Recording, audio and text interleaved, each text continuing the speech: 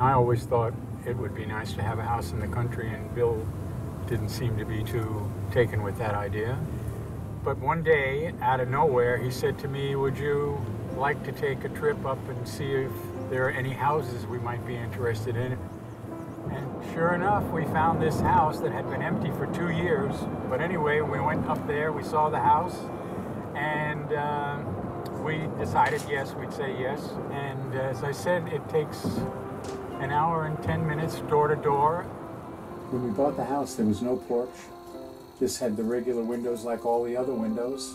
And I've always wanted sliding glass doors that would lead out to the back. And so we decided to do that. And we had those put in, and we had this deck put in. And basically, Bill sits on the porch all summer long while I would work outside. And he would once in a while say to me, come inside, sit down, and give my eyes a rest. Which I always thought was very funny. It is so quiet and so wonderful. And basically that's what we like. Being here and just cooling it and making it as comfortable as it can be. And it surely is.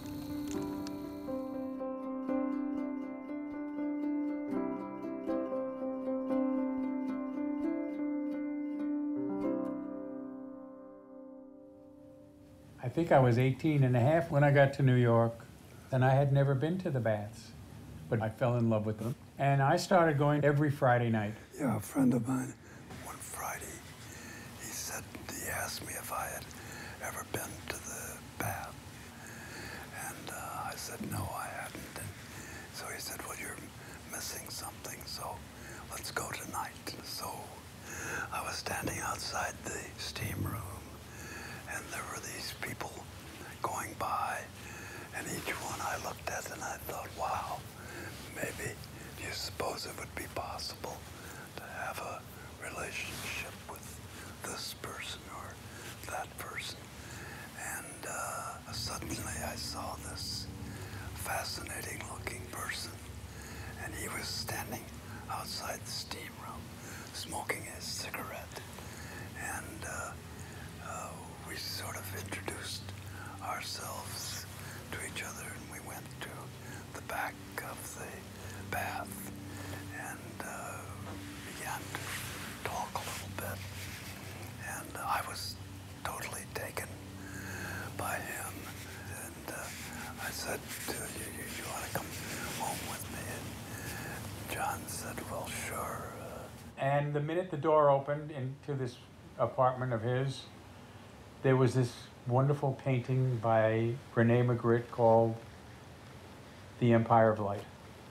And we have sort of adopted that as when the door opened, the Empire of Light shone, and that was the beginning of it was an epiphany.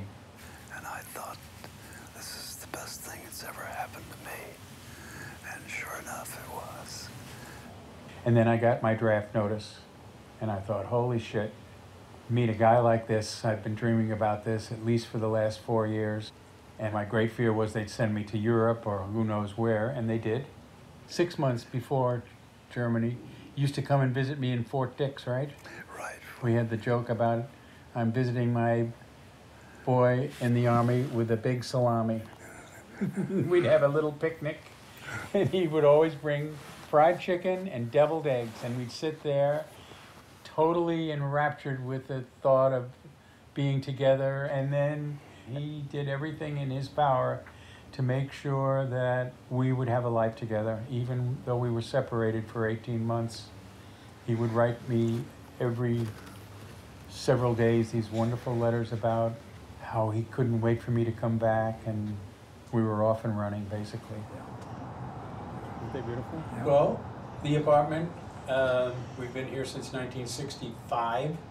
When I met Bill, he lived up in Washington Heights, and somehow by accident we found out that this was available, and we just fell in love with it the minute we saw it, and we've been here ever since.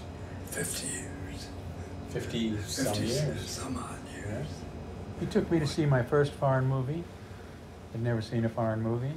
He took me to dinner one time at a place called the Brittany Cafe on 9th Avenue. That it was the first French meal that I'd ever had, and I was his project. And he wanted me to get a degree, and he wanted me to move on and move up, and he made it absolutely his goal to support me in every way. I went to school at night for 9 years, 4 nights a week, worked full time. I never did a thing. Bill made my meals, he made the bed, he did the laundry. I mean, it was unbelievable. The first thing he did when I really got accepted at Baruch, he bought this Encyclopedia Britannica and a brand new desk, and it was obvious that he was going to do everything he could to help me make it. He wanted to do that, and I knew it. And so when I was getting ready to graduate and I got my degree, I told Bill he will never, ever, as long as we live, do the laundry again. And that was in 1971. And so he has never, ever done the laundry since.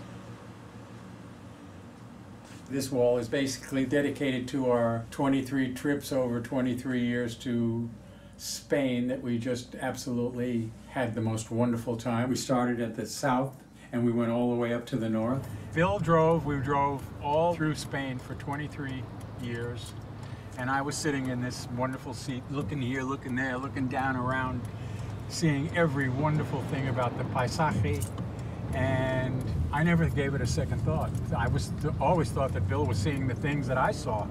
And then when we decided I would do all the driving to the country, I thought, oh my God, all the stuff that he must have missed all those years by driving me around like I was some, I don't know what, dignitary.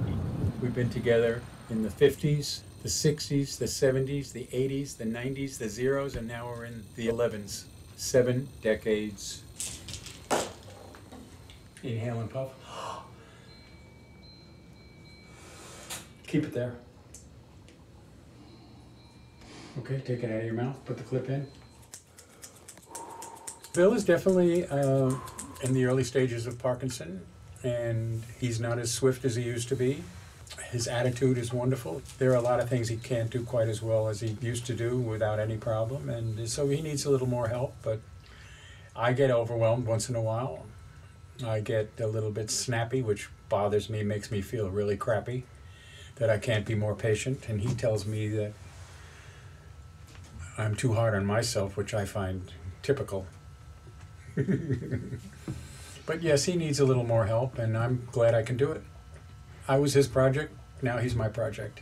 It's a real privilege. I call it payback time. I'm paying him back for all he did for me from day one. When I was sent to Germany, Bill would write these letters to me to make sure that I knew how important I was to him and how he couldn't wait for me to come back and how he missed me. This is a letter dated December 5th, 1958. We met on December 6th, 1957.